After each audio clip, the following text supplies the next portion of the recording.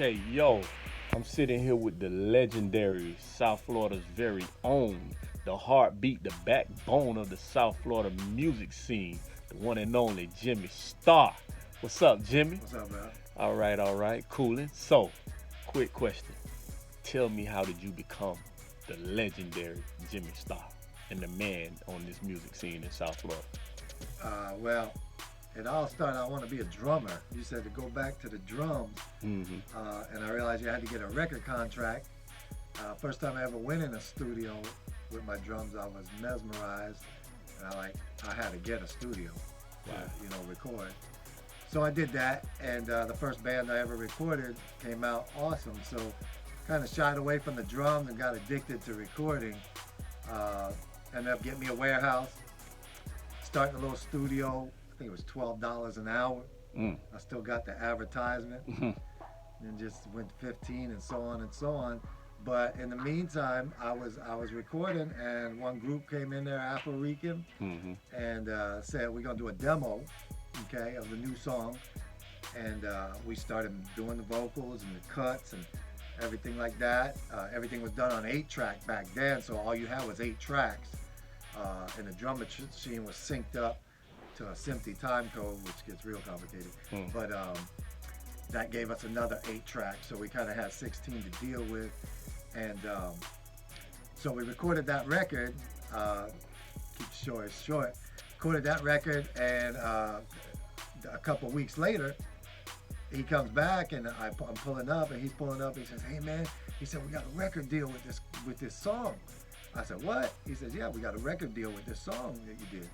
I said, "Oh wow." And they said they wanted it just like that. They didn't want to remix it. All they wanted to do was master it. I didn't master back in the day like that, and it was done on a 2-track reel-to-reel. So mastering was a little more complicated back then. So that's how that happened. But right after that, every rap artist in the world came, and then I started doing a project, Chicken Head, with MC Zeus, and he owed me money. So I was like, he come in, and he's like, "Oh well, we're gonna do this session, and Stevie B's gonna pay for it, but not right now." And I'm like, "Wait a minute, Stevie A, B, or C, you gotta pay me now." Right. So they called up Stevie, and Stevie said, "Well, I'm coming down there." And Stevie met me, and we ended up gelling all night, and he started playing parts on Darren's, MC Zeus's stuff, started playing parts, and we finished the record that night, and he loved me after that. And I think it was a day or two later, he comes pulling up with a tour bus he had just bought, banging on my door saying, "Come to Tampa with me, I'm buying a studio. I just got a record deal, and I just got $60,000. So that's how that happened, and everything just spiraled from there. We ended up doing 2 years worth of work. We got 2 gold records, and a lot of interesting stuff happened in them 2 years. And that's with Stevie B, the gold record. Yeah, that was with Stevie B. And then just everybody started coming here. I worked with Rick Ross. I worked with DJ Khaled came here. Matter of fact, when DJ Khaled came here, the AC was broke. So we had to lift up all the doors because he was on a schedule and he had to do this now. So we had all the doors open in this place, and he was doing his thing. And back in the day, you had to, when you did a mixtape, when you laced a mixtape with a DJ, you had to play every song right then and there, and he just had to run with it.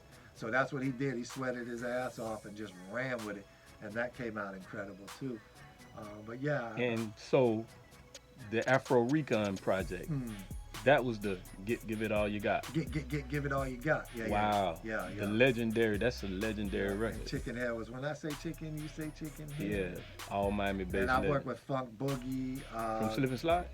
Yeah, yep. Damn. Yeah, Another legend. They did him wrong. No. DJ Khaled, Funk Boogie, Rick Ross. DJ Laz, which was DJ Khaled's engineer, and he's done everybody. DJ Laz has Pitbull. Right. He started in here as a drummer. He was a drummer and for a rock band. DJ Laz. Did I say DJ Laz? Yeah, you You're gonna have Laz. to scratch all that. All right, cool. Okay, start over.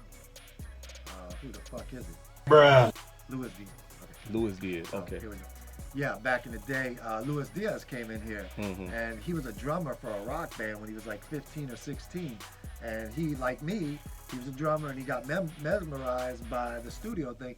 And he asked me, he says, hey, where should I go? I want to go to Full Sail or whatever. I said, no, go to Miami-Dade and pick it up and do an engineering class there. So he did, and that got him in with Circle House and all that. And that's how he became hooked up with Pitbull and blah, blah, blah. So look at who he is now. Yeah, another super producer. He represents Auto-Tune. Right. You know, he represents Pro Tools. If you type in Pro Tools, you're going to see Luis Diaz, boom, right there.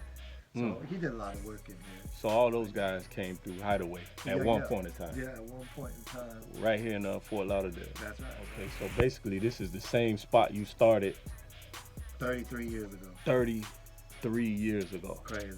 The only reason I picked this spot is because my girlfriend lives around the corner, which is my wife of, 30. I think we've been married 28 years and been together 36 or something. Wow, and you work with a lot of local artists too, right?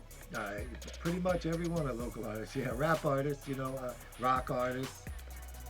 Everybody. Everybody. Yeah, I work with a lot of reggae artists. I got a Billboard #1 from Papa San about 5 years ago. Another legend. Yep, another Papa San, another legend. That album is a Christian reggae album, and it went secular #1 on Billboard for 1 week. Oh man. Yeah. So you like King Midas or something like that? We need to stay with Jimmy Starr if we want to get some recorded. Turns to gold, Absolutely, yeah. that's what it seems like. It might have something to do with I rubbed the stump in the Apollo Theater, so me and my wife touched that thing. Yeah. But I made sure I rubbed it good, you know. Yeah, I need to do that. Yeah, because I Yeah, know rub I that see stuff. on the IG. What's your IG? Where can the people find you at on Instagram? Jimmy_Star with 2 R's. Instagram. Okay. That's my Instagram. And that's where they can find you. Yeah, that's pretty much the place I advertise and do my thing. Yeah, I see you. Jimmy_Star. I see you showing a lot of love to like the people that come spend money with you. I see you always post.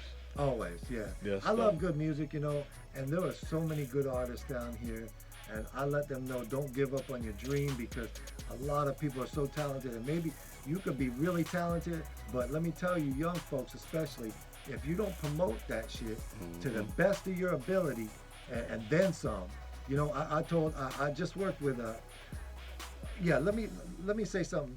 Go ahead, run. Some of the other artists that I worked with, Coley P.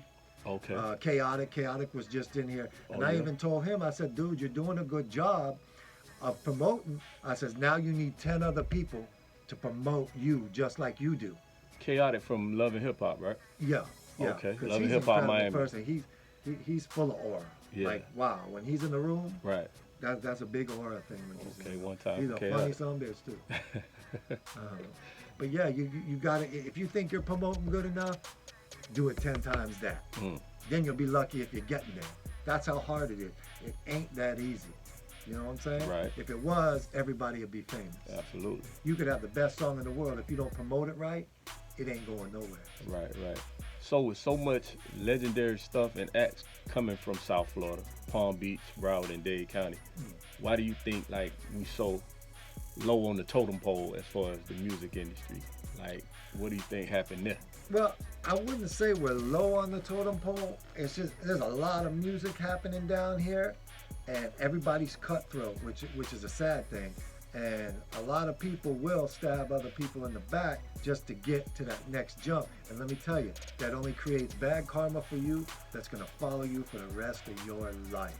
And believe me, I've seen it, been there, all right? Never done that. I've never created bad karma. Right. Never. And that's one thing I stay away from. Yeah, I know you stay booked and busy, Jim Bean. So, you know, I'm going to get out your way, man. I know you got clients coming in, waiting at the door, banging on the door. So, you know, I'm going to wrap this thing up. Anything else you want to let the people know? No, that's it. Just believe in your dream and don't give up. And promote the hell out of that shit.